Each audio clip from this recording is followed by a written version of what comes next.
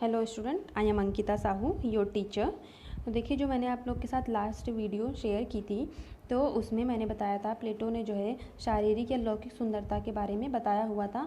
और जो है प्लेटो ने अपने कई सारे मत भी प्रकट किए हुए थे ज्ञान और संसार को लेके। फिर उनके हिसाब से जो है ज्ञान कितने प्रकार का था ये भी बताया था। देखिए, मैं हमेशा जो है आप लोग को नया वीडियो जब बनाती हूँ, ये जो वीडियो स्टार्ट करती हूँ नया वीडियो, तो आप लोग को हमेशा पुराने वीडियो के बारे में थोड़ा सा रिमाइंड कराती हूँ, ताकि आप लोग को याद रहे कि आप लोगों ने लास्ट वीडियो में क्या पढ़ा था। जैसे मान लीजिए कि प्लेटो की आपकी अभी ये 4th वीडियो है, तो प्लेटो का जो ज्ञान का भंडार है वो बहुत विस्तार रूप में उन्होंने बताया हुआ है। इसीलिए जो है आपको इसके सारे पार्ट शेयर कर रही हूँ, और अभी 1-2 पार्ट आप लोग के साथ और शेयर करूँगी प्लेटो के बारे में। और प्लेटो से तो जो है एक क्वेश्चन आना ही आना है, ये बहुत इंपॉर्टेंट है प्लेटो, इसीलिए मैं आपको इतना जो है लॉन्ग क्वेश्चन भी इसके बारे में बता रही हूँ। तो और जो है प्लेटो ने जो है लास्ट वीडियो में मैंने बताया था कि प्लेटो ने जो है शारीरिक या लौकिक सुंदरता के बारे में बताया हुआ है कि किस प्रकार वो शारीरिक और लौकिक सुंदरता में जो है देखते हैं सुंदरता के गुण। तो थोड़ा सा चलिए देखते हैं उसके बारे में। अभी समन्वय संतुलन आवश्यक है। तो प्लेटो ने जो है वो शारीरिक और लौकिक सुंदरता के अंतर्गत बताया कि उसमें समन्वय और जो है संतुलन होना बहुत आवश्यक है। मतलब कोऑर्डिनेशन और बैलेंसिंग होना जो है बहुत इंपॉर्टेंट होता है, जब तभी चीज़ें जो है सुंदर लग सकती हैं। जब तक उसमें बैलेंसिंग नहीं होगा, उसमें कोई कोऑर्डिनेशन नहीं होगा, जो चीज़ें उलझी रहेंगी, तो हम उसमें सुंदरता देख ही नहीं सकते। तो इसीलिए उसमें जो है बैलेंसिंग भी होना चाहिए और कोऑर्डिनेशन भी होना चाहिए, समन्वय और संतुलन दोनों होना चाहिए। और जो सेकंड पॉइंट था वो था शुद्ध रेखाओं और रंगों का होना आवश्यक। तो देखिए, उसमें शुद्ध रेखाओं का भी होना आवश्यक है, क्योंकि जब तक आपकी जो रेखाएं हैं वही फाइन नहीं होंगी, तब तक उस कलाकृति में सुंदरता दिखेगी ही नहीं। और जब उसमें रंग भर देंगे आप, जो आपका चित्रण है, तो और भी खूबसूरत लगने लगेंगी। तो प्लेटो मानते हैं कि उसमें शुद्ध रेखाओं और रंगों का होना भी बहुत आवश्यक है। श्रव्य दृश्य द्वारा भी हम सुंदरता का अनुभव करते हैं, मतलब देख के और सुनकर भी हम जो है सुंदरता का अनुभव करते हैं। ये तो मैं आप लोग को जो है जितनी भी वीडियो शेयर करती हूँ सब में बताती हूँ कि हम जो है जो दृश्य द्वारा और श्रव्य द्वारा सुंदरता का अनुभव करते हैं, देखकर और सुनकर जो है सुंदरता का अनुभव करते हैं। सुंदरता मनोहरता का आकर्षण और नेत्रों को सुखद होना चाहिए। मतलब जो चीज़ें हम देखते हैं वो बहुत मनोहर होनी चाहिए और हमारे नेत्रों को भी आनंद की अनुभूति प्रदान करें, ऐसी सुंदरता होनी चाहिए। तभी वो सुंदर हम मानते हैं कि हाँ, ये चीज़ सुंदर है। जब तक हमारे नेत्रों को सुखद प्रदान नहीं करेगी वो चीज़ें हमारे लिए सुंदर नहीं होंगी। संसारिक सौंदर्य दृश्य प्रकट होता है। तो देखिए, जो संसार में सुंदर चीज़ें हैं उन्हीं से तो दृश्य बनता है, जब पूरा संसार का, तभी तो हम उसमें सुंदरता ढूंढते हैं और उसी के द्वारा हम शाश्वत सुंदरता तक पहुंचते हैं। तो जो संसारिक सुंदरता है, तो जब हम उसमें देखते हैं सुनते हैं तभी हम शाश्वत तक पहुंचते हैं। शाश्वत मतलब कभी नष्ट नहीं होने वाला। और शाश्वत सुंदरता में जो है वो विचार और प्रत्यय आते हैं जो हमारे दिमाग में हमेशा के लिए रहते हैं, तो वो शाश्वत सुंदरता के अंतर्गत आते हैं। और शाश्वत सुंदरता का जो साधन माना है वो किसको माना है? संसारिक सौंदर्य जो हम लोग देखते हैं और सुनते हैं। तो ये प्लेटो ने जो है शारीरिक और लौकिक सुंदरता में, फिजिकल और कॉस्मिक में सुंदरता में, ब्यूटी में बताया हुआ था। फिर जो नेक्स्ट हेडिंग थी आपकी वो थी प्लेटो के ज्ञान एवं संसार के समन्वय के विचार। तो ज्ञान और संसार में कैसे समन्वय है, कैसे इन दोनों का कॉम्बिनेशन है, कोऑर्डिनेशन है, तो प्लेटो ने विचार किया था। तो उसके 2 रूप इन्होंने बताए थे, वो जड़ और चेतन थे। तो जड़ और चेतन में जो है इन्होंने एक बाहरी सुंदरता के बारे में बताया था, और एक जो मानसिक और ब्रह्मांड में है, जो हम देख ही नहीं सकते हैं, उसके बारे में बताया था। तो इस प्रकार उन्होंने जड़ और चेतन 2 प्रकार से संसार के 2 रूप बताए हुए थे। उसके बाद जो प्लेटो ने अपना ज्ञान प्रकट किया था और ज्ञान के बारे में बताया था, तो उन्होंने ज्ञान को 3 पार्ट्स में डिवाइड किया हुआ था। कौन कौन से थे? आदर्श ज्ञान, इंद्रिय ज्ञान और विचार या प्रत्यय। ये 3 ज्ञान के बारे में प्लेटो ने बताया हुआ था। तो देखिए, ये जो 3 ज्ञान हैं, ये तो मैंने आप लोग को थोड़ा सा डिटेल में लास्ट वीडियो में बता ही दिया है, बस इसमें आप लोग को थोड़ा सा रिमाइंड कर रही हूँ। तो प्लेटो ने जो है वो इंद्रियों को भ्रमित माना था, मिथ्या माना था, कि जो हमारी इंद्रियां हैं वो बस भ्रम प्रकट करती हैं। और प्लेटो का मानना है कि जो है उसको बस बुद्धि से समझा जा सकता है। जो चीज़ें सुंदर हैं वो चीज़ें जो है वो हमारी इंद्रियों से नहीं, हमारी बुद्धि द्वारा जो समझी जाती हैं। तो प्लेटो ने जो है ये चीज़ें बताई थी। उसके बाद प्लेटो ने कला पर विचार किए थे। तो प्लेटो ने जो है कला को एक निर्माण की प्रक्रिया मानी थी, और काव्य को जोड़कर, कलाओं को जोड़कर उन्होंने वर्णन किया हुआ था। तो प्लेटो के अनुसार कला के प्रमुख गुण बताए थे उन्होंने। तो गुण को मैंने आप लोग को लास्ट वीडियो में नहीं बताया था, तो अब मैं इस वीडियो में गुणों के बारे में बताऊँगी कि प्लेटो क्या क्या चीज़ें देखते हैं कलाओं में, क्या क्या गुण होने चाहिए। तो चलिए देखते हैं। मानव जीवन का अनुकरण। तो कलाओं में मानते हैं कि मानव जीवन का अनुकरण होना बहुत आवश्यक है। देखिए, जैसे आप लोग कोई चीज़ सामने देखते हैं तो उसी का तो अनुकरण करते हैं आप लोग, तभी तो वो चीज़ें अपने चित्रों में बनाते हैं। तो कलाओं में मानव जीवन का अनुकरण होता है। अब सेकंड देखते हैं, दिव्यता की झलक। दिव्यता की झलक मतलब जो चीज़ हम बनाते हैं वो बहुत दिव्य होनी चाहिए, अलौकिक होनी चाहिए और बहुत उत्तम होनी चाहिए, तभी उसमें दिव्यता की झलक आएगी। तो कलाओं में ये प्रमुख गुण है, दिव्यता की झलक भी होनी चाहिए। सौंदर्य का अंकन। अब देखिए, आप लोग को जब मैंने फर्स्ट वीडियो सौंदर्य शास्त्र की जो शेयर की थी, तो उसमें सौंदर्य शास्त्र कला पर या कलाओं में क्या है, ये सारी चीज़ें मैंने उसमें डिटेल में बताया हुआ था। तो आप लोग लास्ट में देख सकते हैं, लास्ट वीडियो में, कि क्या क्या चीज़ें बताई थी। तो उसमें सौंदर्यता का अंकन होना चाहिए। मतलब जब कोई कला में सुंदरता ही नहीं होगी तो वो कला में कोई गुण ही नहीं होंगे। तो इसीलिए मानते हैं कि उसमें सौंदर्यता का अनुभव होना चाहिए। किसमें? कलाओं में। आनंद अनुभूति। देखिए, कला में आनंद अनुभूति भी होनी चाहिए। ये भी एक कला का प्रमुख गुण है कि जब हम कलाओं को देखते हैं, जब तक हम उसको देख के खुश नहीं होंगे, आनंद की अनुभूति नहीं होगी, तो उन कलाओं का कोई महत्व नहीं होगा। अब आपका थर्ड कह रही हूँ, सॉरी, लास्ट पॉइंट है उपयोगिता। उपयोगिता, देखिए, कला मानते हैं प्लेटो के बारे में पहले भी बताया था मैंने कि प्लेटो मानते हैं कि जो चीज़ें उपयोग में हैं वही चीज़ें सुंदर हैं। तो प्लेटो ने ये बताया है कलाओं के गुण में कि वो उपयोगी भी होनी चाहिए, उनमें उपयोगिता का गुण होना चाहिए। तो ये सारे उन्होंने कलाओं में गुण बताए हैं। किसने बताए हैं? प्लेटो ने बताए हैं। अब देखते हैं नेक्स्ट पॉइंट क्या है प्लेटो के अनुसार। कला केवल आनंदमयी ही नहीं, व्यक्ति, समाज, राष्ट्र के लिए उपयोगी भी होनी चाहिए। देखिए, कोई चीज़ आप देखते हैं, कोई भी कलाओं को आप देखते हैं, वो बस आपको सुंदर लग रही है तो उसका मेन मोटो ये नहीं होता कि हाँ बस देखने में सुंदर लग रही है।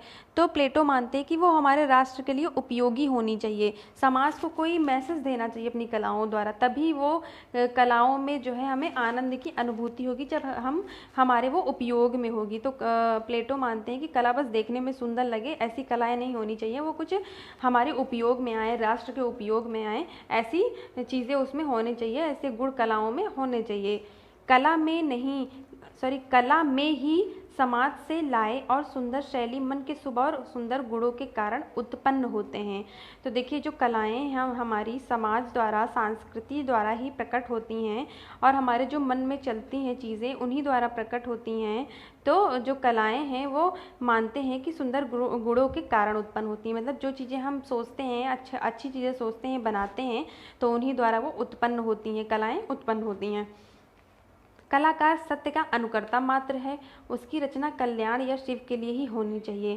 तो देखिए, कलाकार जो है वो अनुकर्ता है, मतलब किसी भी चीज़ की वो अनुकृति कर सकता है, देख के वो बना सकता है, उसकी प्रतिछाया बना सकता है। तो उसकी जो रचना है वो हमेशा कल्याण के लिए होनी चाहिए, शिव के लिए होनी चाहिए। शिव मतलब यहाँ पे गॉड जो है, शिव गॉड के लिए नहीं बता रहे हैं, शिव यहाँ पे कल्याणकारी माना गया है।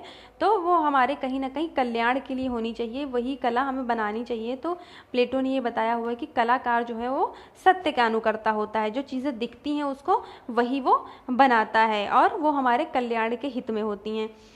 प्लेटो ने अपने ग्रंथ रिपब्लिक में आदर्श राज्य में कला के स्थान की विवेचना की है। तो देखिए, प्लेटो के मैंने आपको 3 ग्रंथ बताए थे जब मैंने प्लेटो की स्टार्टिंग की थी, प्लेटो के बारे में बताना स्टार्ट किया था फर्स्ट वीडियो में। प्लेटो की जो थी उसमें मैंने बताया था कि इन्होंने 3 पुस्तकें लिखी हुई हैं, तो उनमें रिपब्लिक जो है प्रमुख है।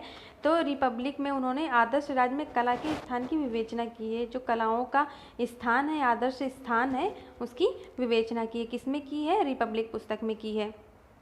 अब देखते हैं, कला संस्कृति राष्ट्रीय चेतना और जीवन की अभिव्यक्ति है, उसे दोष रहित शिव स्वरूप ही होना चाहिए। तो कलाएं जो हैं वो हमारी संस्कृति है, राष्ट्रीय चेतना है और जीवन के व्यक्ति हैं। तो जैसे हम कभी बहुत खुश होते हैं तो उनको अपनी कलाओं द्वारा दिखाते हैं, हम कभी बहुत दुखी होते हैं तो उनको कलाओं के द्वारा दिखाते हैं। तो एक जीवन की अभिव्यक्ति तो है जो आपके पेपर्स पर प्रकट हो रही हैं। और जो है राष्ट्रीय चेतना, कैसे राष्ट्रीय चेतना होती है कलाओं में? जैसे मान लीजिए आप कई नए प्रकार के कैंपेन चलाते हैं, जो है जगत को जो है जागरूक करने के लिए, मानव को जागरूक करने के लिए बहुत सारे कैंपेन चलाते हैं, जैसे मान लीजिए बेटी बचाओ बेटी पढ़ाओ, उससे तो आप मैसेज ही तो देते हैं, पूरे जो हमारे आसपास के लोग होते हैं उनको एक तरह से मैसेज ही देते हैं। तो राष्ट्रीय चेतना और जीवन की अभिव्यक्ति और जो है कलाओं में पाई जाती हैं, तो इसीलिए उसे दोष रहित होना चाहिए, मतलब उसमें कोई दोष नहीं होना चाहिए, उसमें कोई हमें कलाओं के द्वारा कोई जो है बेकार ज्ञान नहीं देना चाहिए जो लोगों पे जो है बुरा प्रभाव डालें, ऐसा कुछ नहीं होना चाहिए। वो शिव स्वरूप ही होना चाहिए। मैंने बताया आप लोग को ना कि शिव जो है यहाँ पे कल्याणकारी माने गए हैं, मतलब कलाओं को कल्याणकारी होना चाहिए। अब नेक्स्ट देखते हैं, संवेगों को कुरेद कर उभारने वाले कलाकार को फूलों का हार पहनाकर आदर्श राज में सादर विदा कर देना चाहिए। तो देखिए प्लेटो मानते हैं कि जो संवेगों को कुरेदते हैं और उनको उभारते हैं, ऐसे कलाकारों को, देखिए जो कलाकार जो है वो संवेगों को कुरेदते हैं, हमारी भावनाओं के साथ खेलते हैं, मतलब उनका जो मैसेज होता है, जो गलत मैसेज होता है कलाओं द्वारा, तो प्लेटो मानते हैं कि जो ऐसे कलाकार होते हैं उनको फूलों का हार पहनाकर आदर्श राज्य में सादर विदा कर देना चाहिए, मतलब उनको नहीं रहना चाहिए हमारे समाज में, उनको विदा कर देना चाहिए। तो यहाँ पे उन्होंने एक मुहावरे की तरह इन्होंने यूज़ किया, या फिर कह सकते हैं उनके लिए एक लाइन बोली है प्लेटो ने कि उनको फूलों का हार पहनाकर उनको अपने राज्य से, आदर्श राज्य से विदा कर देना चाहिए, जो हमारे संवेगों को कुरेदते हैं, ऐसे कलाकारों को। आदर्शवाद और नैतिकता को उचित स्थान देने के कारण ही यूनान की कला में उत्तेजक और अशुभ विचार नहीं के बराबर हैं। तो देखिए जो प्लेटो हैं वो यूनान के हैं, तो इनका जो आदर्शवाद है, आइडलिज्म है प्लेटो का, तो इन्होंने जो है अपने यूनान में उन्होंने उनका पूरा जो है प्रसारित हुआ, विस्तार से उन्होंने लोगों तक पहुंचाया अपना जो इनका आदर्शवाद था। तो आदर्शवाद और नैतिकता का एक उचित स्थान है वहाँ पे, कहाँ पे, यूनान में। इसी कारण जो है यूनान में जो अशुभ विचार हैं, जो बेकार से विचार रखते हैं मानव, वो नहीं के बराबर है, मतलब वहाँ पे है ही नहीं, एक तरह से बहुत ही कम परसेंटेज में है वहाँ पे, कहाँ पे, यूनान में। अब देखते हैं नेक्स्ट पॉइंट क्या है, नग्न मानव आकृतियाँ भी अशुभ भाव उत्पन्न नहीं करती हैं। देखिए जो नग्न मानव आकृतियाँ होती हैं, कई लोग ऐसे नग्न आकृतियाँ देख के सोचते हैं अरे ये क्या देख लिया हमने, मूर्तियाँ देख के सोचते हैं अरे ये क्या देख लिया, तो नहीं। अब जब हम कलाकार हैं तो हमें उसमें भी सुंदरता दिखती है, उसमें एनाटॉमी दिखती है, प्रपोर्शन दिखता है, बैलेंसिंग दिखती है, तो वो कोई अशुभ भाव नहीं प्रकट होती हैं उनसे, जो देख के कि हम ऐसे घबरा जाएं कि अरे हमने क्या देख लिया। तो नग्न आकृतियों में भी जो है हम कलाएँ देखते हैं और जो है उसका हम अच्छे से जो है विस्तार से उसके बारे में अध्ययन कर सकते हैं। प्लेटो ने होमर के काव्य की निंदा की क्योंकि उन्होंने अपने काव्य में अशुभ भाव एवं चरित्रों का वर्णन करके समाज को बुराई की तरफ धकेला। देखिए जो प्लेटो का विचार है, तो ये जो है होमर का जो विचार है उसकी निंदा करते हैं, क्योंकि होमर ने जो विचार दिए हैं वो अपने तरीके से दिए हुए हैं, लेकिन प्लेटो मानते हैं कि जो उनके विचार हैं वो बहुत जो हमारे समाज में बुराई उत्पन्न करते हैं, मतलब वो जो है एक तरह से उन्होंने एक अच्छा मैसेज नहीं दिया हुआ है अपने काव्य द्वारा। तो प्लेटो जो है इसीलिए होमर की निंदा करते हैं, क्योंकि वो उनके काव्य में एक अशुभ भाव देखते हैं और जो चरित्रों का वर्णन है वो समाज को बुराई की तरफ धकेल रहा है, मतलब उससे कोई अच्छा मैसेज नहीं मिल रहा है लोगों को। तो प्लेटो ने होमर की निंदा की है, विवेचना की है, उसकी निंदा की है। प्लेटो का कला संबंधी सिद्धांत अनुकृति सिद्धांत या इमिटेशन थ्योरी ऑफ आर्ट कहा जाता है। तो देखिए प्लेटो के बारे में जो क्वेश्चन आते हैं, कई बार तो ये आते हैं कि प्लेटो के बारे में लिखिए, या फिर प्लेटो का कला के ऊपर क्या विचार था, या फिर प्लेटो की सौंदर्य शास्त्र की क्या महत्व है इन दोनों के बीच। तो लेकिन जो सबसे इम्पॉर्टेंट क्वेश्चन आता है वो आता है कि प्लेटो की इमिटेशन थ्योरी लिखिए, जो अनुकृति का सिद्धांत है। मैंने बताया ना आप लोगों को कि प्लेटो जो है वो प्रतिछाया और प्रतिबिंब में सुंदरता देखते हैं, तो इसीलिए प्लेटो ने जो है अपनी एक सिद्धांत प्रकट किए हुए हैं, अपने मत प्रकट किए हुए हैं, सिद्धांत पूरा बनाया हुआ है और उसके ऊपर थ्योरी लिखी हुई है, इमिटेशन थ्योरी ऑफ आर्ट। इनकी जो अलग से एक जो है टॉपिक है प्लेटो का, तो उन्होंने अपने जो विचार प्रकट किए हुए हैं। तो ये जो है मैं आप लोग को जो सिद्धांत है वो नेक्स्ट वीडियो में बताऊंगी। अभी यहाँ पे जो है आप लोग को इससे रिलेटेड, इस वीडियो से रिलेटेड कोई भी जो है क्वेश्चन हो या फिर कोई भी कन्फ्यूज़न हो तो मुझे मैसेज करें, और नेक्स्ट में हम लोग देखते हैं कि अनुकृति का सिद्धांत क्या है प्लेटो का, इमिटेशन थ्योरी क्या है प्लेटो की। तो थैंक यू।